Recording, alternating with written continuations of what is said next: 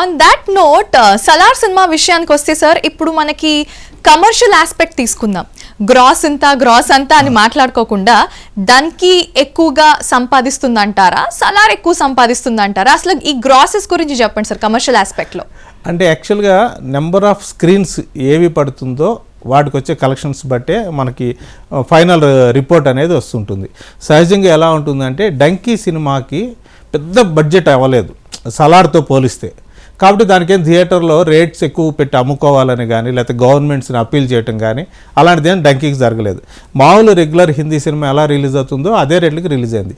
వేరే సలార్ దగ్గరికి వచ్చేసరికి దానికి మాత్రము అంటే బడ్జెట్ని దృష్టిలో పెట్టుకుని గవర్నమెంట్ని రిక్వెస్ట్ చేసింది. ఇక్కడ 2 తెలుగు రాష్ట్రాల్లోనూ, ఇటు తెలంగాణలోను అటు ఆంధ్రాలోను. తెలంగాణలో అయితే మల్టీప్లెక్స్లో 100 రూపీస్ దాకాను, సింగిల్ థియేటర్లో 50 రూపీస్ దాకా పెంచుకోవడానికి ఆస్కారం ఇచ్చారు. అక్కడ మాత్రం ఏపీలో 40 రూపీస్ అలా పెంచుకోవడానికి అవకాశం కల్పించారు.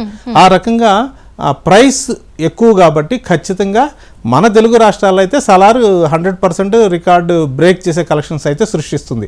అంటే సినిమాకి టాక్ కొంత డివైడ్ వచ్చిన మాట వాస్తవం అది.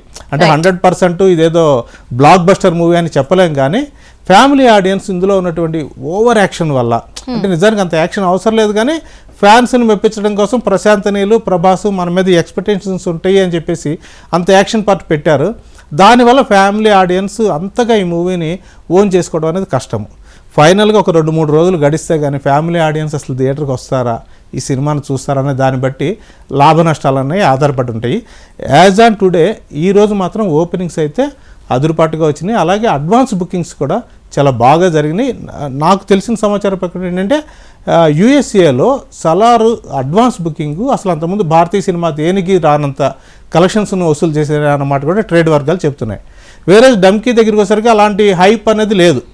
ఒక ఫ్యామిలీ ఓరియంటెడ్ మూవీ కాబట్టి యూత్ ఎంతవరకు కనెక్ట్ అవుతారు అన్నది దానికి చూడాల్సి ఉంటుంది. దీనికో ఫ్యామిలీ ఆడియన్స్ ఎంతవరకు కనెక్ట్ అవుతారని ఎలా మనము డౌట్ పడుతున్నామో దాన్ని యూత్ ఎంతవరకు ఓన్ చేసుకుంటారు. ఎందుకంటే అదొక కూల్ ఫ్యామిలీ ఎంటర్టైనరు, లేకపోతే ఒక జస్ట్ ఎంటర్టైన్మెంట్ వేలో తీసిన ఒకటి చిన్న పాయింట్ తీసుకుని తీసిన సినిమా డంకీ. అంటే ఇందాక మనం అనుకున్నట్టుగా అక్రమ వలసలు, వేరే దేశానికి వీసా లేకుండా అఫీషియల్గా కాకుండా అన్అఫీషియల్గా దొంగచాటున రకరకాలుగా పాకిస్తాను, ఆఫ్ఘనిస్తాను, ఇరాను, అక్కడి నుంచి లండన్ చేరడానికి ఒక 4 స్నేహితులు ఎలాంటి తిప్పలు పడ్డారు, వెళ్ళడానికి ముందు ఎలాంటి అభాసుపాలు అయ్యే పనులు చేశారు వాళ్ళు అన్నదేమో వినోదాత్మకంగా చూపించారు. ఇక లండన్ వెళ్ళిన తర్వాత వాళ్ళు పడిన బాధలనేమో కాస్త సెంటిమెంట్ రంగరించి చూపించారు.